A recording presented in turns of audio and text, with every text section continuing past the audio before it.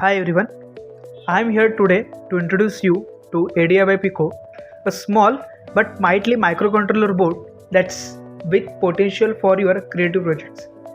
Let's take a closer look at what makes this little board so special.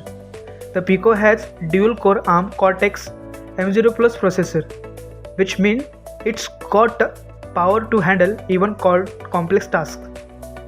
It also has 264 KB of on-chip static RAM for fast data access and 4 MB of onboard flash memory for storing your programs and files. It has 27 GPIO pins which you can use to connect to wide range of sensors. So this means you can use it to create anything from simple gadgets to sophisticated interactive systems. Whether you are a maker or just getting started with electronics, the ADIY Pico is a great way to explore the world of microcontrollers and bring your ideas to life.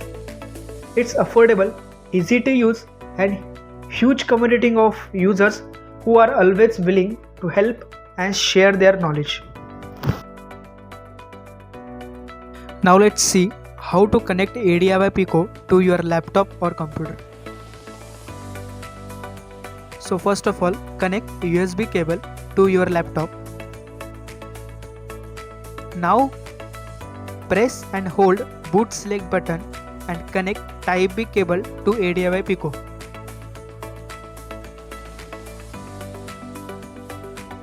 After that, you will see the Pico has been connected to laptop as shown on screen. After successfully connecting your Pico, you have to upload bootloader file on your ADIY Pico and start programming.